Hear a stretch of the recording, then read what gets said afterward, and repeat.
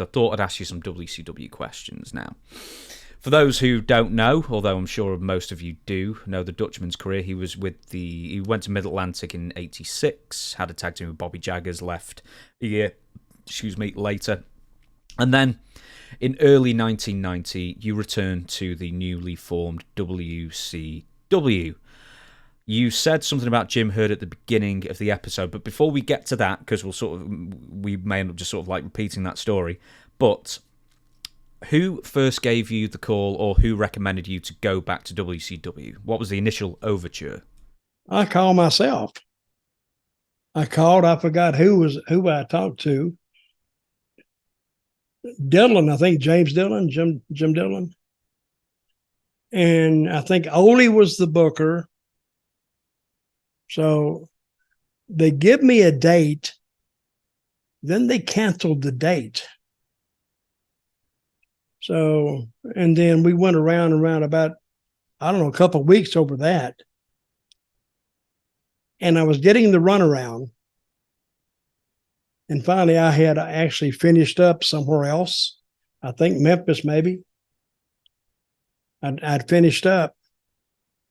And then it didn't look like I had the date. It went by. And I called Jim Barnett, my old friend. I knew him years ago. And he would say, "Dutch, my boy." I love Jim Barnett. He's a great guy. And he said, "I don't know the trouble. I don't know the problem." So he said he'd call me back. I don't know if he called me back or not, but finally I called down there and I said, "I want you to deliver a message." Oh, I went to see a lawyer. I was in Nashville.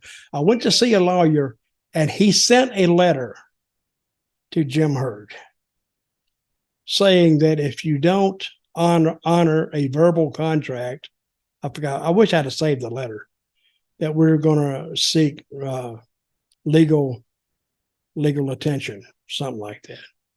Well, and I certified the letter, so he had to sign for it.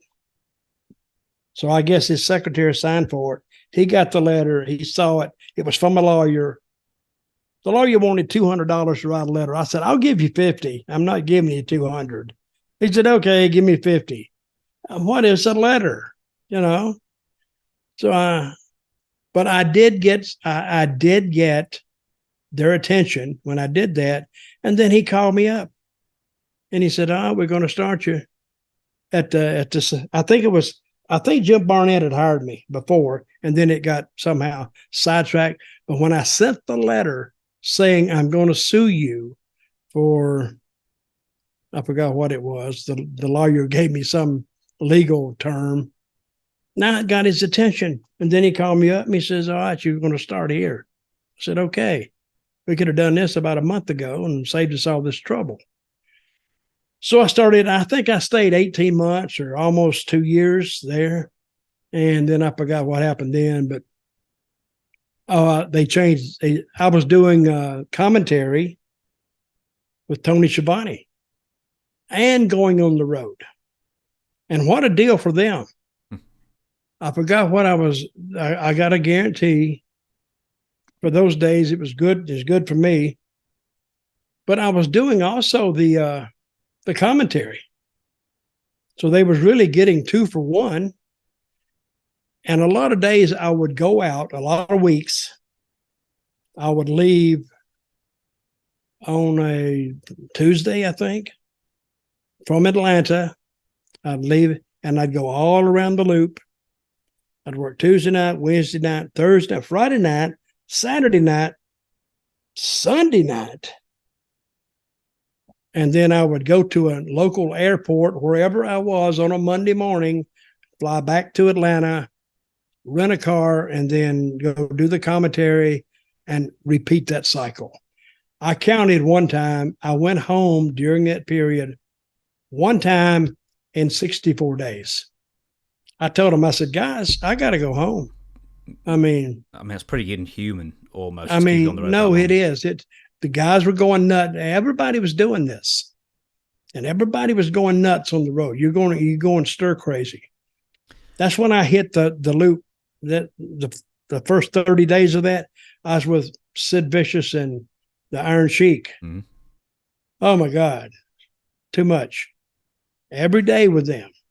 Oh, and the Sheik was, I got to where I could talk like the Sheik. I mean, he's a good guy, but don't get him drinking. But this is how I got through all these guys that were drinking on the road. They liked me because I was non-confrontational. I was funny. So they all liked me. So if you got to travel with guys like that, get them to like you. Stay out of the problems. One of my favorite lines is stay in your lane, which I did. And if something happened in the dressing room, I was an observer. I was never a participant unless I had to be. And I saw a lot of things go down. Well, that's their business. Let them handle it. Anything in particular? Well, I'm trying to think right now. They had a few serious, heat segments in the dressing rooms. I think sometimes a guy would come in, scream and holler and throw shit around, and I just sit over there. I said, well, I move out of the way if he's going to throw something on me.